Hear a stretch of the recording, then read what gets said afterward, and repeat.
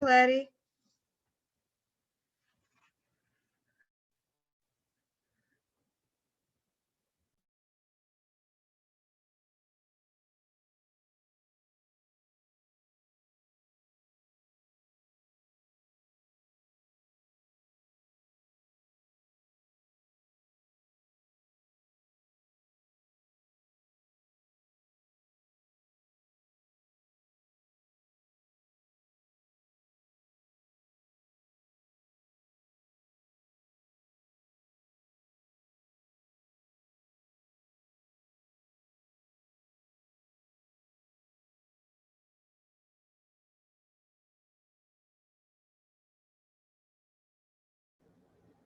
I'll give everyone a minute or two to continue trickling in. Um, in the meantime, any suggestions for YouTube recordings of poetry readings that I could screen share for the May reading while we're all waiting for the reading to start?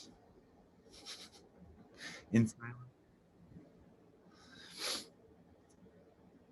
Just think that would be fun.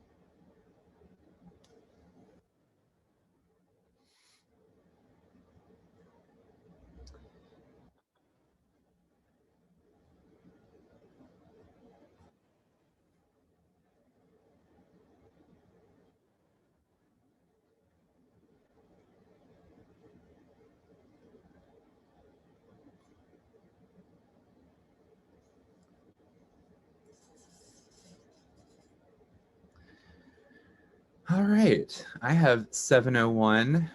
I'm sure there will be more doorbell rings here soon, so I'll continue letting people in, but we might as well get started. Hi, everyone. Welcome to InKY. My name is Eric Shoemaker. I am a board member of Louisville Literary Arts. We're excited to host you all today. Be sure to check out our May reading coming up as well. Today we have 3 wonderful writers that we're going to be hearing from. Before we get to that, I will say please stay muted if you are not reading or asking a question. We will have a Q&A at the end of the readings, and you will have a chance to ask your questions of these lovely writers. Also, I'm going to put a link in the chat right now to our upcoming webinars. So on April 17th, we have Finding a Voice, Writing Persona Poems with Tina. Tina Parker will be teaching that class, so join us for that. And we also have The Letter Is Not Dead, Writing Epistolary Poems, and that's coming up with Britt and Shirley on April 24th. Be sure to check those out. Again, link in the chats. I'll be dropping other links in the chat as we go along to these writers' books, as well as websites and things like that, so you can continue to follow their work. And with that, I would like to shut up. So I'm going to introduce Tina, and Tina is going to start us off. Tina Parker is the author of 2 previous poetry collections, Mother May I and Another Offering. She'll be reading from her 3rd collection, Lock Her Up, available from Accents Publishing. Tina's work has received support from the Kentucky Foundation for Women. Individual poems have been published in Appalachian Heritage, Still, The Journal, Pen and Brush, Rattle, and Literary Mama. Tina grew up in Bristol, Virginia, and now lives in Berea, Kentucky. Tina, take it away. Thanks so much, Eric. And hi, everyone. I'm so glad to be together for some literary time. It's very exciting. I'm going to start with a poem called The Day They Came for Me. The day they came for me. I sliced open the sun. I walked the tightrope and touched the moon. I drank stars that day. I danced with a tree and climbed into thunder. The day they came for me, I cartwheeled into the sea and sang open the snow. So this is from a collection of poems inspired by asking a couple of questions. Who is sane and who decides? And so I'll read, the next one's a short one called Pleas for Admission. Pleas for admission. Will you take my mother? She is widowed, violent, vulgar. She eats too much and chaws tobacco. Will you take my daughter? She is wild, incoherent, frolicsome, and restless. Will you take my wife? She is lazy, obstinate, indisposed, and takes no interest in her home. Okay, so that's a meet the characters as well. So this book traces the stories of a mother committed to an asylum by her son, a wife committed by her husband, and a daughter committed by her father. And the next poem is called Testimony. And I read this one because not that long ago in our nation's history, right, women were committed to asylum by a court process and by the men in their family and community. Testimony. They told the judge I sat before an open fire, fell right into it, but wasn't a hair on my head singed. They recalled my vision, a prophetess wearing clothes the color of rotten grasses. I ground sage to a fine powder. They said I put it in their tea, told them to drink and be sanctified. Said their throats burned and claimed they could not speak. The minister said he'd seen many slain in the spirit, but not me. Said I was different, that he felt directed to sign as witness.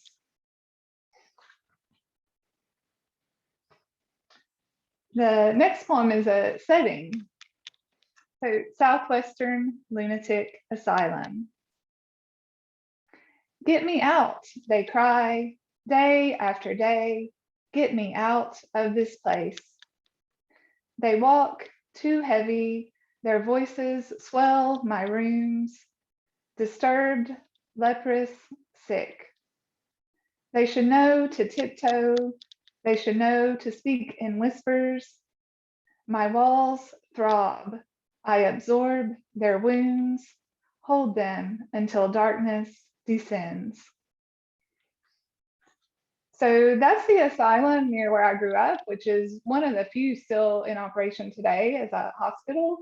And it was a threat, you know, as a kid, like you better watch it or we're going to send you up on the hill. And so it was a very alive, you know, place to me growing up and became the setting of this book. And the next poem is called They Call Me Filthy, Covered in Vermin. They call me filthy, covered in vermin. These bugs I carry, the ones I once fought. I shaved the boys' heads, but hers I could not. Day after day after day, I went through her hair, pulled strand by strand through the split nail of my index finger. There was no such thing as time, only the click, click, click. As I flicked the bugs out, only my hand resting on her head. This next poem is called Double V for a type of crochet stitch. Double V. A bonnet for my girl, the yarn spun blue. At rest she lies beyond calm. Ribbons woven choke sky. I can't hold the scissors tight enough, they slip, slice, the seam unravels, time cools in my hands. All right, so I'm going to read, this one is from a doctor's perspective, but it's also a twist. It's really a personification poem, so you'll see. Doctor visits. One of us fussed, another complained. He shushed us with cotton tampons saturated in glycerin. One of us sang a right pretty tune. Another bickered with her tubes. One clamped down on his fingers. Another sputtered blood in his face. He swore he'd cure us all with a daily salt douche. One tilted, tried to hide. Another shed her skin each time he went in. Some had long been empty. Most were full of jewels, full of pins. One held the watch and chain he lost back in 1910. Hey, I have two more.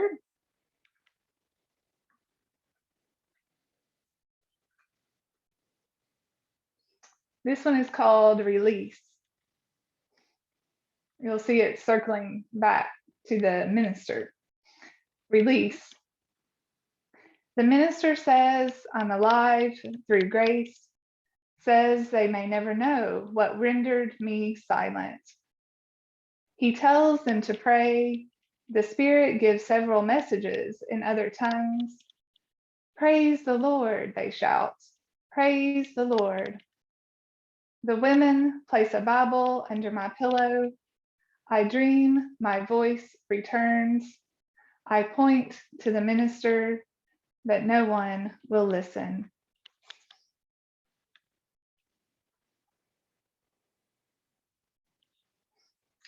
This one is called Hair.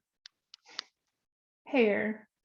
Once sun-touched from the tops of trees, now it comes out by handfuls. I crochet into baby blankets. At night, I gather strands in the corner. See, I am here. Please tell them I was here. Thank you all. Thanks so much for having me on and for listening along. And thanks to Accents Publishing for bringing this book to the world. And y'all come back on April 17th and we'll learn some and get inspiration for writing persona poems. Thanks so much. Yay, thank you so much, Tina. And everyone, feel free to unmute and clap for a minute and then mute yourself again if you feel so inclined. Thank you very much. And yes, definitely join us for that workshop. That sounds great. I want to write some persona poems. All right, next up, we have Julia. Julia Story is the author of the collections Post Moxie with Sarah Band Books and Spinster for Hire with The Word Works, the chapbook The Trapdoor with Dancing Girl Press, and Julie the Astonishing with Six Finch Books.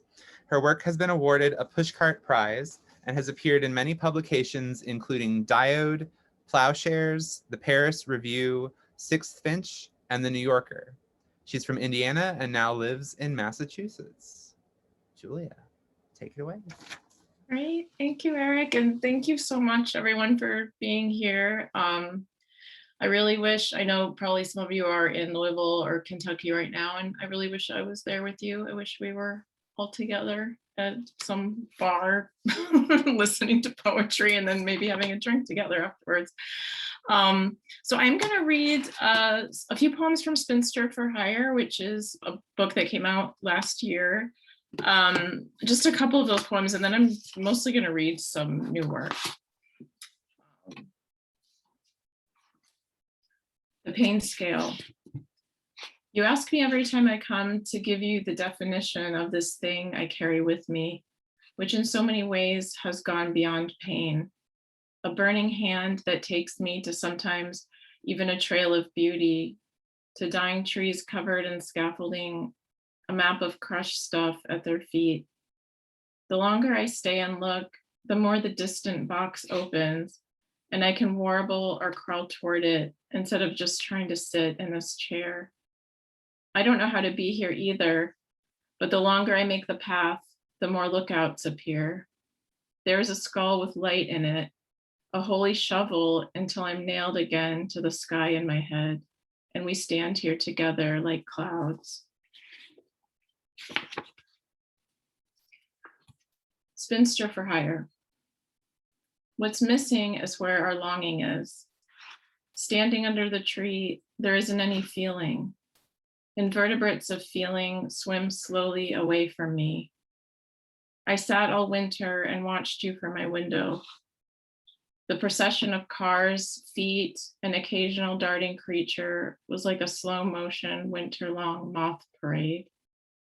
On my walls, I had nothing but a framed photograph of a gibbon and the painting made for me by the Russian. You don't need to know anything else about him except he was the Russian. When spring came, I moved.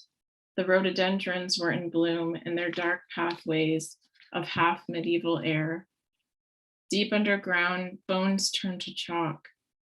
I packed all of my things into moldy boxes and boxes into the waiting truck. You all stood there and didn't help me, but it was all right. Now I live above the beauty parlor. The town tries to sleep again for the winter. If you look up, you can see me in my window, one spot of life in our hibernation, our long orchard of silence.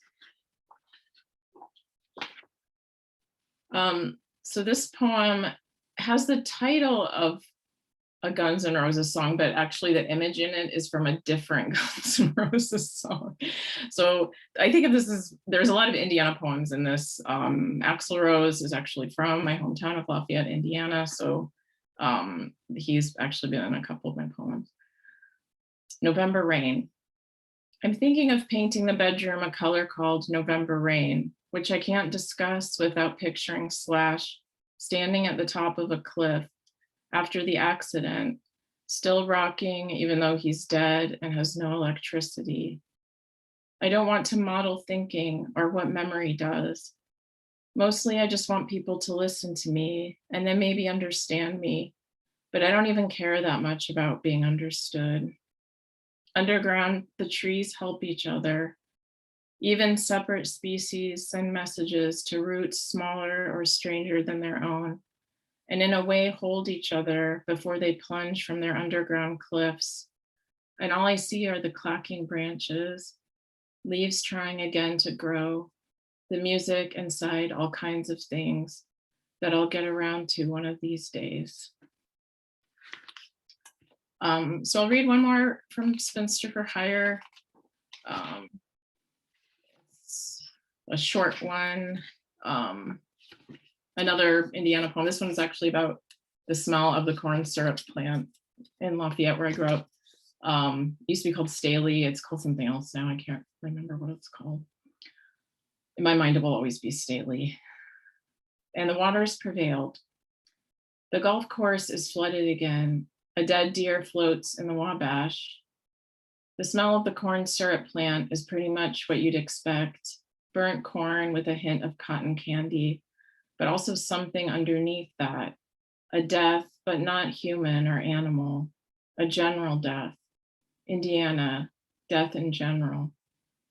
The repetitions that occur in nature are boring today. One spiral on top of another, rain adding nothing but more rain to its monologue about rain. Underneath its constant muttering is the anthem of the ground. Until further notice, I'm alive.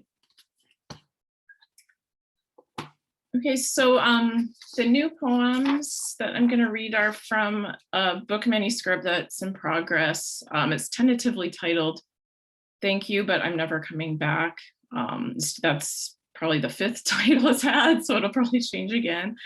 It's based in part on a 1962 horror movie called Carnival of Souls, which I highly recommend if you haven't seen it before.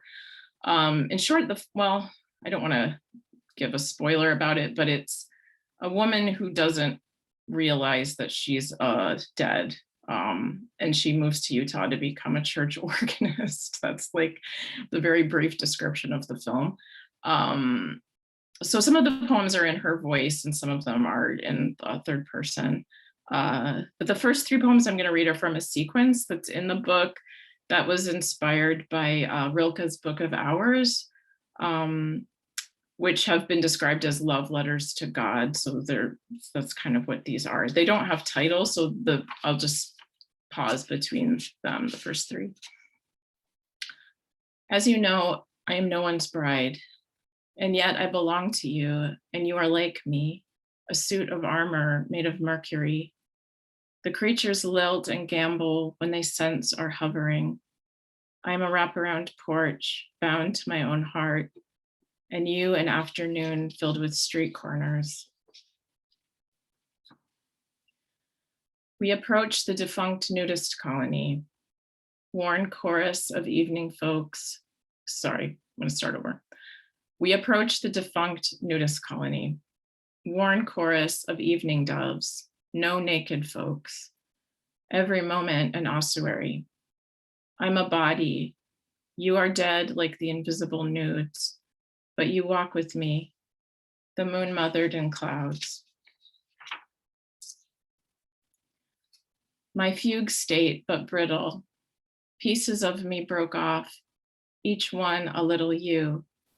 That night we washed our socks together in the hotel sink, then watched an old Murder, She Wrote, a blank face as white as breaths on the screen. I wept because I knew it was my face. Then together we went into the painting of the ocean. Okay, so the rest of the poems are not of that series, so they have titles. With the time I had left, the goats in the photo were all dead, as was the grandpa with his bowed legs and cigarette, his tall sister and their Ford. Most of the trees were dead, having burnt up with the rest of the house, and the corn was most certainly dead, digested by cows and rotated through so many miles of intestines. Who knew where it could be now? Dead was easy, had always seemed easier than living, if you want to know the simplest truth of my life.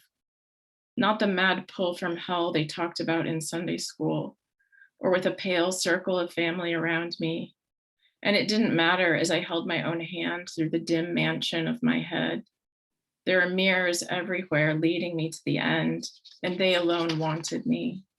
Even the floor was my mirror, singing into me from underground. She-wolf. Inside, strippers roam between the drunks. One takes a beer bottle from a man's hand and places it on the mantle. One man left as soon as the women arrived. He pokes a dying campfire with a stick while the dark ocean gives its up and down static. Not a stripper, not man, not stick, not fire, not a she-wolf. Ferocity is only for mothers. 2 female wolf heads are connected by a mass of blood. They have no bodies because their anger is rootless. I am not a wolf head, nor am I lack of wolf body. I am the mass of blood connecting 2 imaginary wolf heads at night, while strippers are sad and cavort with sad men and a fire is dying. Other than that, I am human.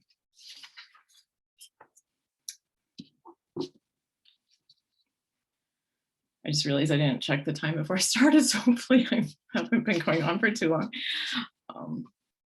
just have 3 more, I think. Yeah. Settlement. The smaller I am, the easier it is for people to dream of me. I go into their heads like a seed, planting my tiny doorway, and crudely through it come these awful resurrections. They gave me a homestead by a little lake, rustling itself in the breeze. But the land rustled up 3 corpses by the end of winter. How industrious this sadness is, making its ramp into me every day, building its house and also its saw, its level, its nails, and whatever substance makes these walls.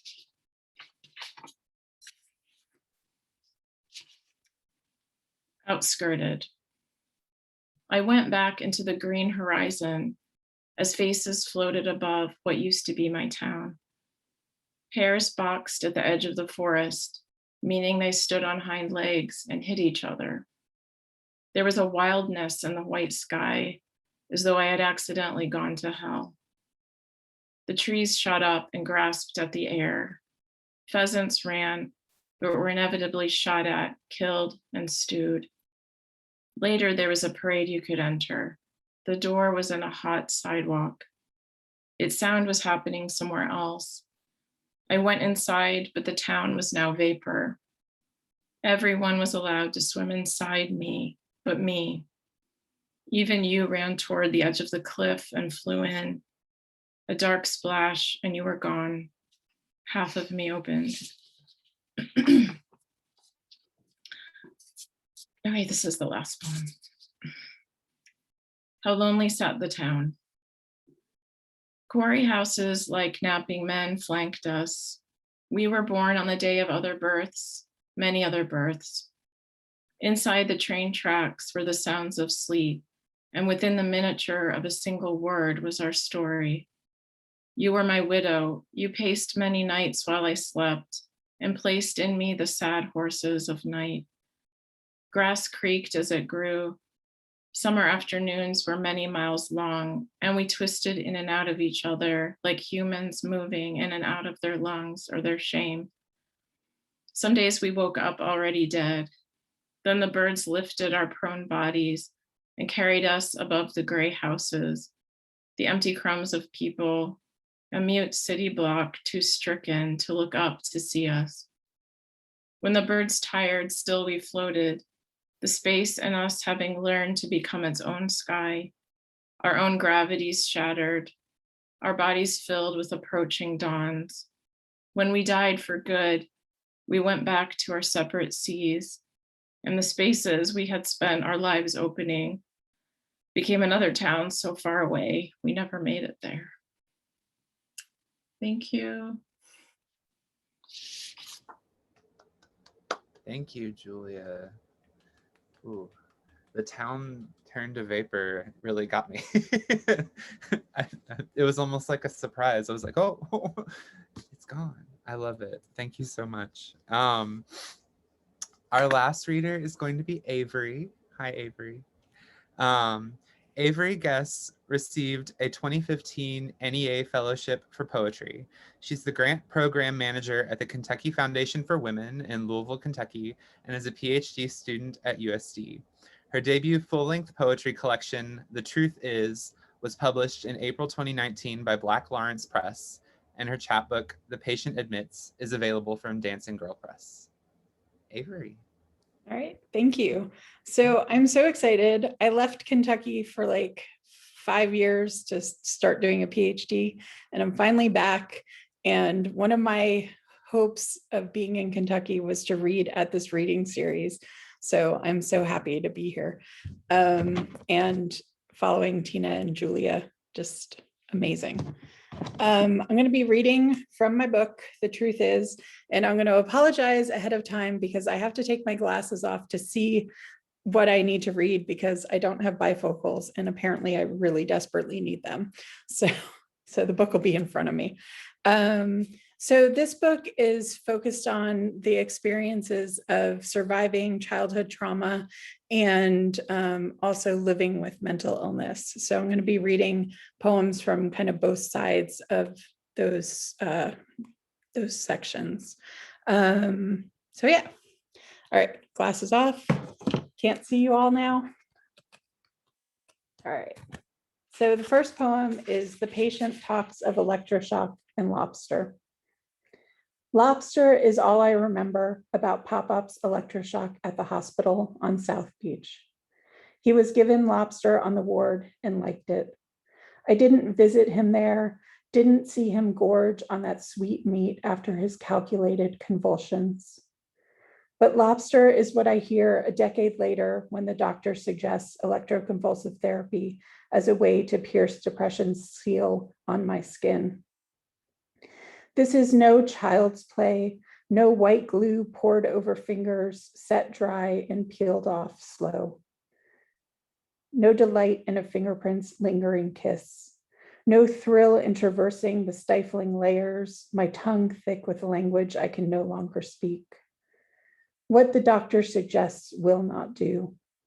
All I can think about was Pop-Up and the lobster, until the lobster becomes the ECT machine, becomes the lobster, and I picture my skin angry like a lobster's tail post-boil.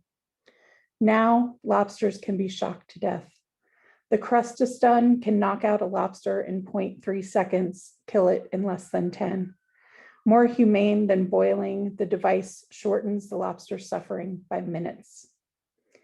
If my depression could have been cured that quickly, I would have said yes.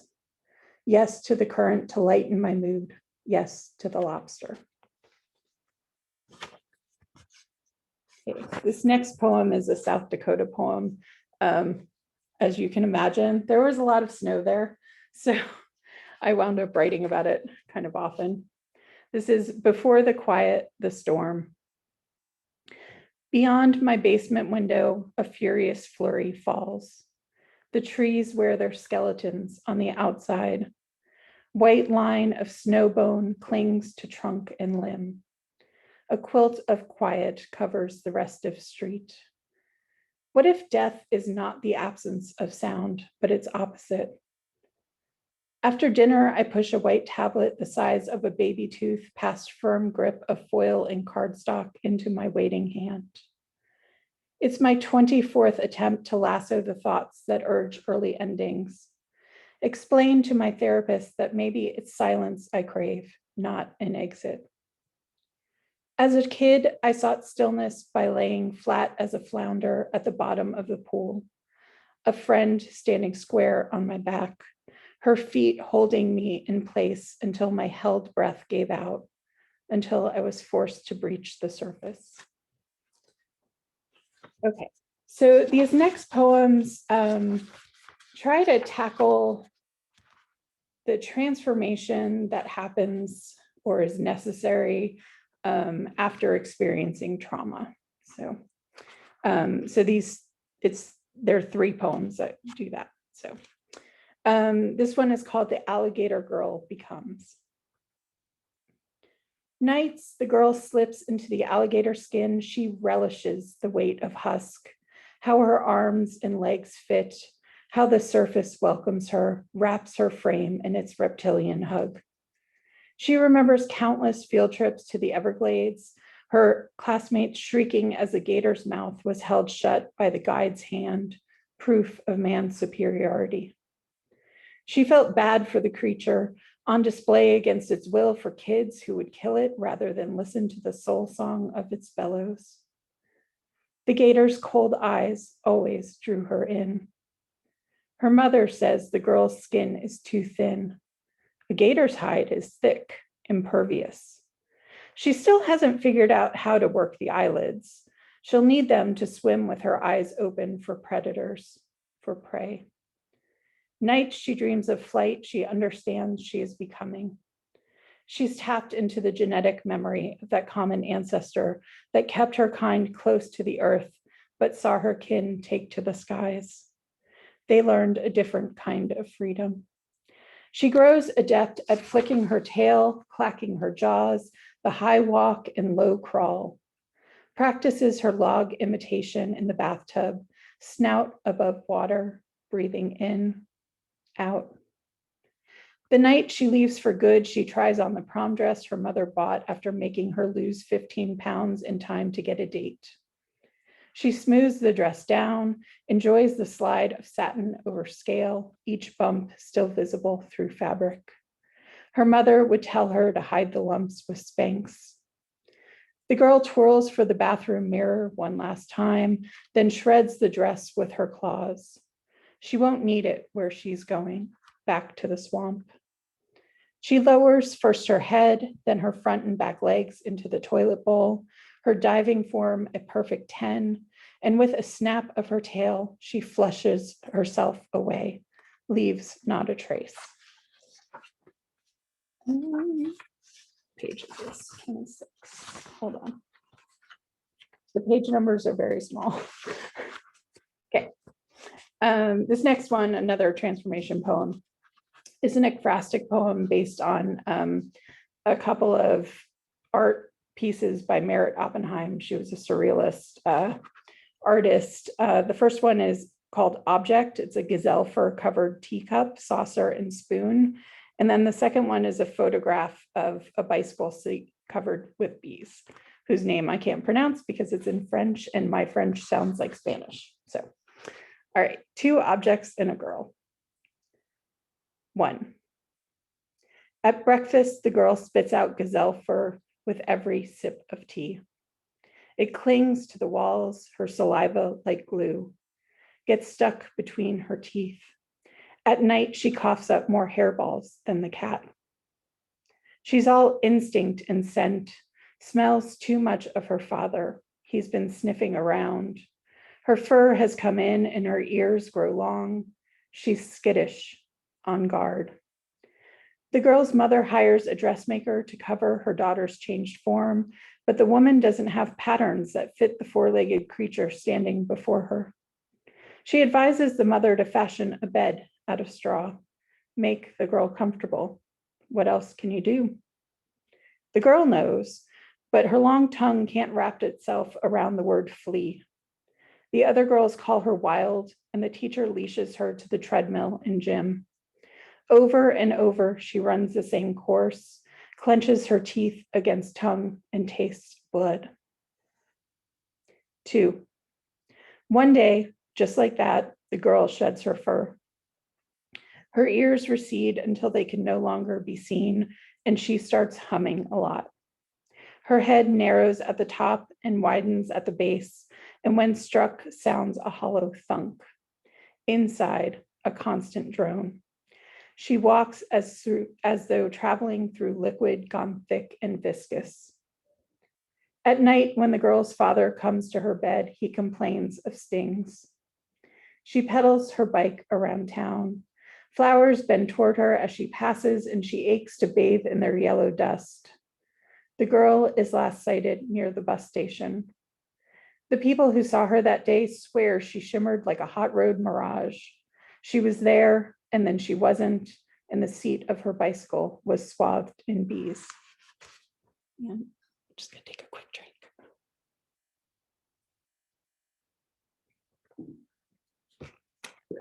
One more transformation poem.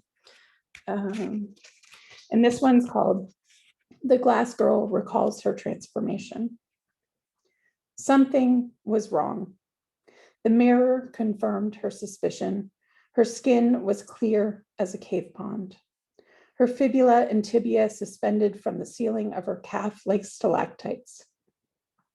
The next day, her right cheek turned crystal, her jawbone a bell, her tongue a dumb clapper. Next, her arms changed, then her torso. The girl watched the transformation in the mirror, fascinated by the tight grasp the fingers of her ribs kept on the fist of her heart, the way blood pumped through the aquarium of her body, her lungs 2 glass sponges, her uterus a jellyfish floating above the seaweed of her intestines. She bought pillows with her allowance, duct taped them under her clothes to stop herself from shattering, ignored the calls of fatso as she waddled the halls of school. She wanted to yell back, ask for help, but when she opened her mouth, only the clink of champagne flutes came out. When the girl's conversion was complete, she stared at herself in the full-length mirror, stripped of padding and clothes, and realized in certain light she could not be seen at all.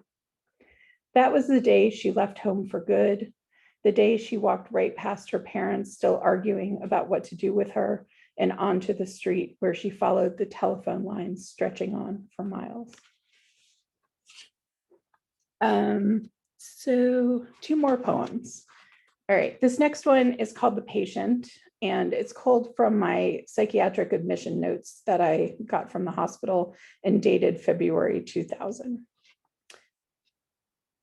The patient was evaluated, is living, relates to depression, reports that she takes her dog for a walk, rarely eats lunch, reports no initial difficulty, has experienced decreased passive worsening, describes mood, has had active thoughts but not acted, describes 10 prior episodes, did overdose, was taken, does recall a history of childhood, has experienced behaviors and symptoms, began treatment, has not found this helpful, was prescribed Zoloft, was prescribed Prozac, was prescribed Wellbutrin, was prescribed Effexor, was restarted, has used, reports a positive family history,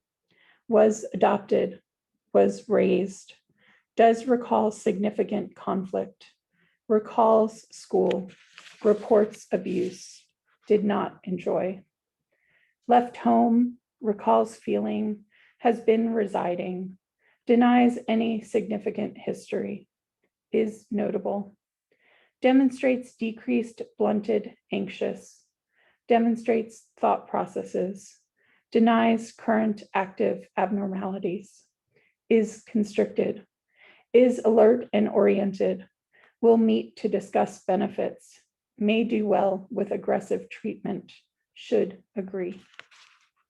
Okay.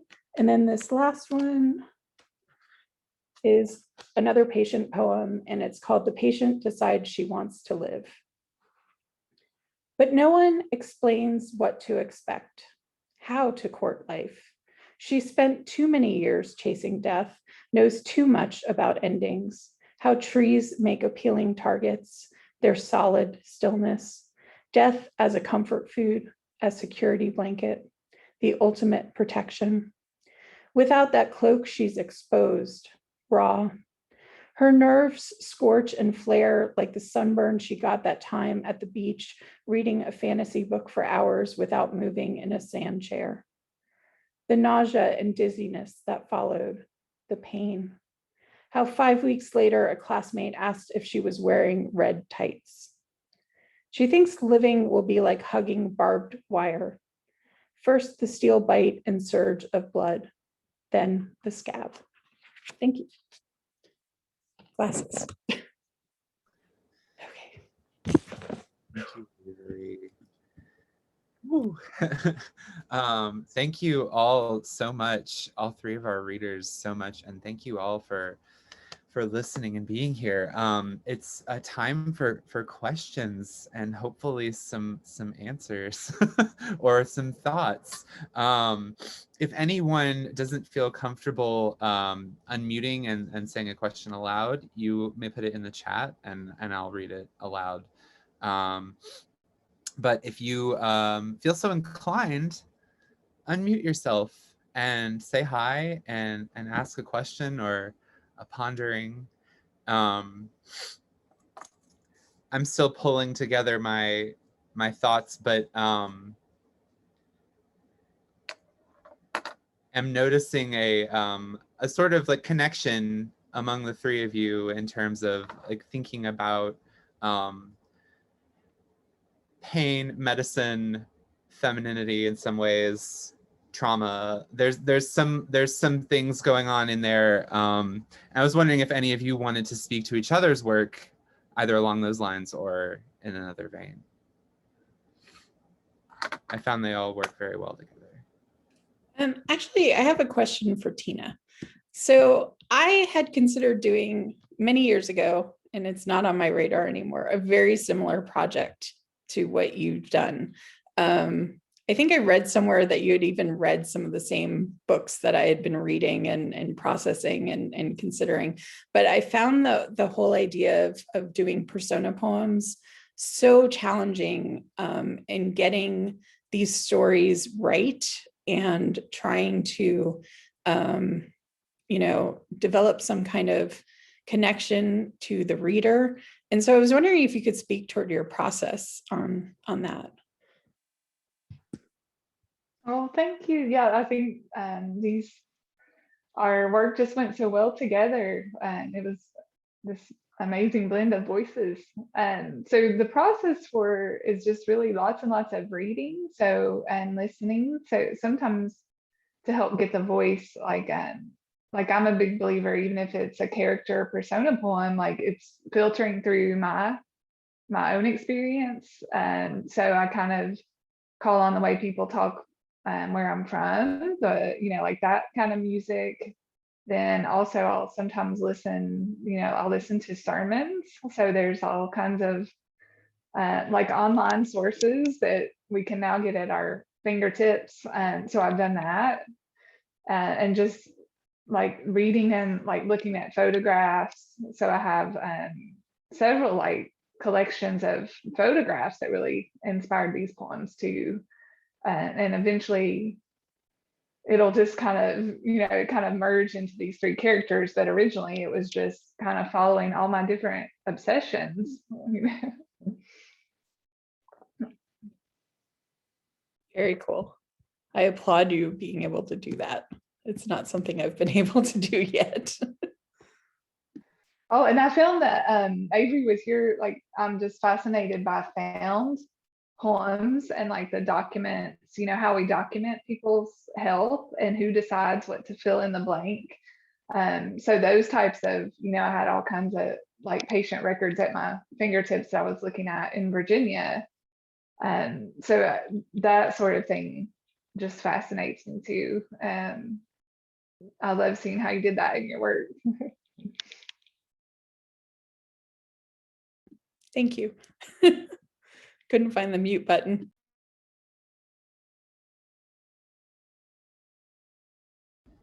On that sort of same line of thought, you made me think of places holding trauma. So I was thinking in sort of all of your work, places holding emotion or memory, but also places holding trauma, like literal locations tied to things in the same way that a document would be. I don't know if that sparks anything, but I found that haunting. It was some of the work that you all read was very haunted by trauma in some ways.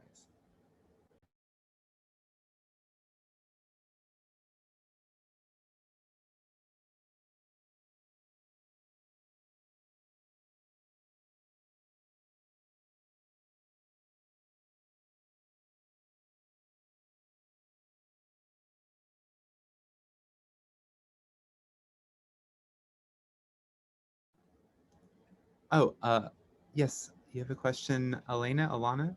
Elena, yeah, I have a question for Julia. My mom's originally from Indiana, and I've not been back in many years, and I feel like it'd be a really hard experience if I was to go back, just because, like how Eric was saying, like the trauma that some places hold. How do you approach writing about landscapes, kind of how you did in this work? Because I found it very like inspiring and vivid. Thank you. Yeah, I think the newer poems I read tonight are definitely about a place that is, the person is living there, but at the same time is being rejected. The place is rejecting her. And I feel like in Spinster for Hire, even though I didn't read as many of those poems, and most of them are about Indiana, where and a lot of them are childhood poems, and there's just a lot of I guess loneliness, loss, grief, unanswered questions, and that kind of stuff. And weirdly, it was actually, it's funny because I always thought, like, when I was a younger poet, that I would write more poems about my childhood, and I never wrote about anything that happened to me when I was a kid. But for some reason, now that I'm in my 40s, it's like all I can write about. It's really been healing to go back and think about these things that happened to me in the past, and a lot of them do have to do with the place. And it's even within like difficulty and pain and the, like just like excruciating loneliness, I just think so many kids experience, even if they haven't experienced specific trauma. Just seeing that within that there's also like so much beauty too. Like it's like there's like I write a lot about the Wabash River, which is a river in our town, and a lot of times there would be like dead animals floating in it, but it would still be like, it was still such a beautiful place. There was something about it that was just like just really healing to me when I was a kid. And so like that existed along with like a deer corpse. So I don't know. I hope that's an okay answer to your question, which was a really good question. Yeah, it was. Thank you.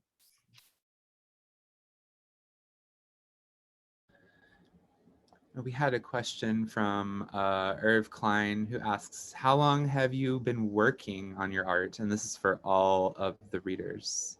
How long?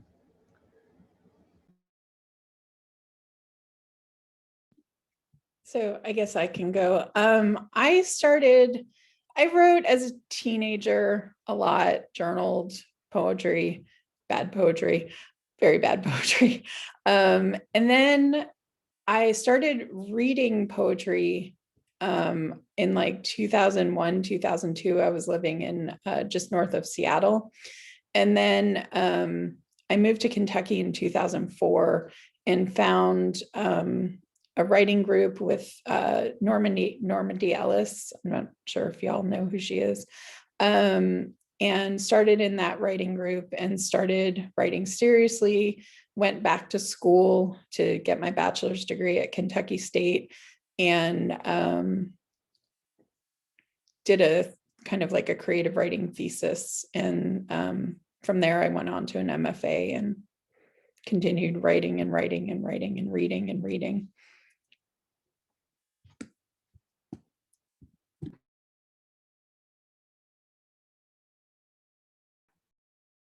Mine's like serious about my poetry is over half of my life. I was like, I'm gonna try to answer like a math person, a word person. It's over half my life. And and that's just serious about poetry. And since I was 8, starting to keep my diary that was locked up in a really, really big secret.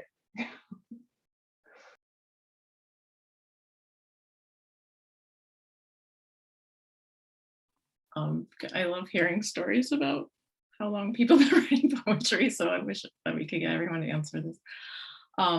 Yeah, so like Avery, and Tina, I wrote in journals and that I didn't show to anyone, like lots and lots of very tortured poetry when I was in high school. And I loved Emily Dickinson. And I remember when I was in high school, we read, one of my English teacher gave us a poem by Gerald Stern, and that like really flipped the switch for me of like, this is what I want to do. And I went to University of Iowa to undergrad, and they have like the writers workshop for undergrads there. So I got to take workshops with like Jory Graham and Marvin Bell and all these people when I was like 19. I didn't really even know who they were. So that was a really amazing experience.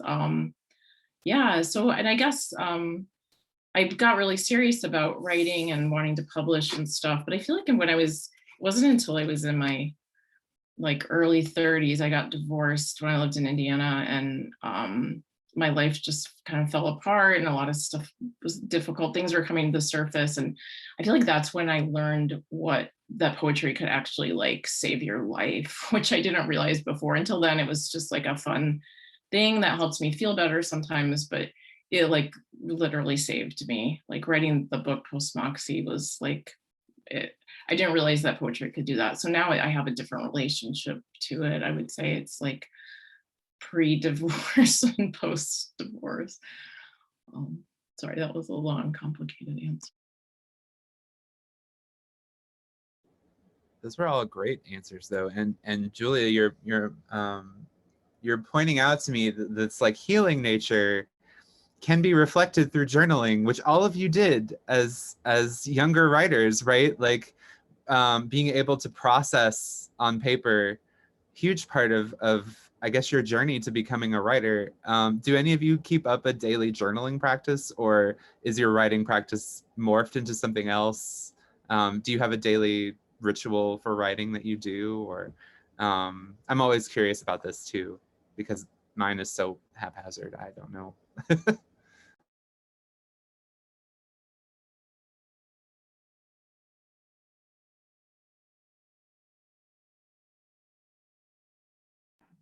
That is a great question too. I have a really haphazard, messy process, but yes, it does still involve like it's a notebook. It's not anything daily, but I definitely need that place to make things messy first. And a lot of it, you know, for me is like I have to keep pushing myself. Like what I think I'm a big part of keeping a diary as a kid is because there were things I wasn't supposed to say or talk about.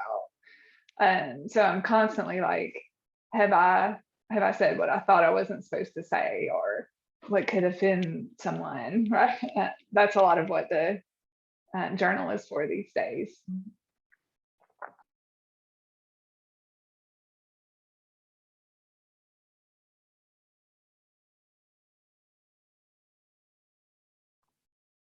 I'm waiting for Avery to answer, but I'll go. I keep I have this, actually I had it out while Tina and Avery were reading, because whenever I go to readings, just in case something is said that needs to get written down happens, I have my notebook right there, so I did write things down.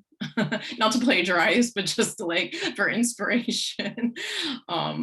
Yeah, so I definitely write in this every day, but it's just like a hodgepodge of stuff, like overheard conversations or weird things I overheard or thought about or read about. Sometimes I copy whole poems in there too. But when I'm starting, if I have an idea for a poem, a lot of times I'll open up the notebook and just sort of skim through it and I take things from it. But I don't really journal. Like every once in a while, I'll do like morning pages, like when I feel like I need to work out something, and it's not so much about poetry, it's more just about like staying alive. But I'm not doing that right now. But in the past, it's been an important practice. Yeah, so like everyone else, I have a notebook and, you know, I just jot down whatever comes to mind. I'm also on the morning pages train, not currently, but that has always been a way to kickstart and get me going again whenever I'm in a lull. Just sitting down and writing 3 pages without stopping is just amazingly helpful. So, yeah. Thank you all for sharing those things. I feel like those are the little like tips and tricks that the writers among us will want to pick up on and run with.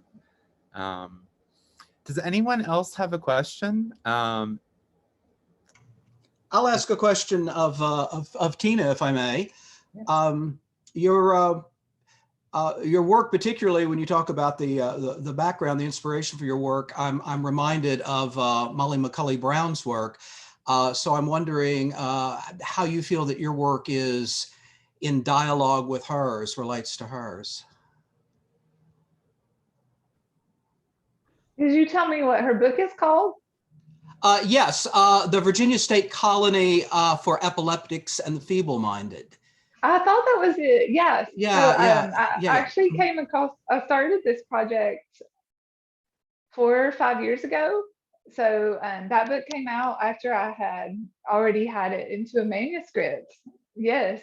So, and in the time when I started working on it, I read tons of, you know, nonfiction. I was reading all these secondary primary sources, and I was trying to get my hands on all, you know, what's the type of poetry I'm writing toward.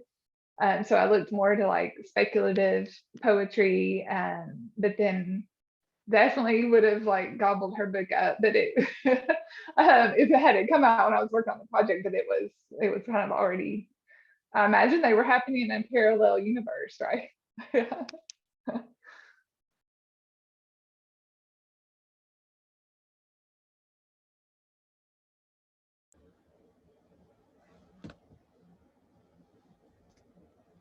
Any more thoughts?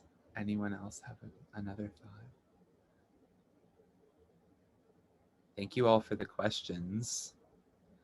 And thank you all for the answers. Thank you to our wonderful readers. This was a really lovely, really enlightening and heart-wrenching and wonderful group. And thank you for sharing everything.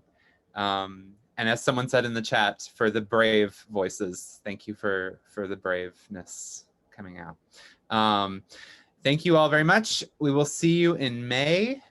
We have one more reading in this season's InKY, and check out that link to the workshops that were in the chat. I will also repost that so you have the link for Tina's workshop right in front of you.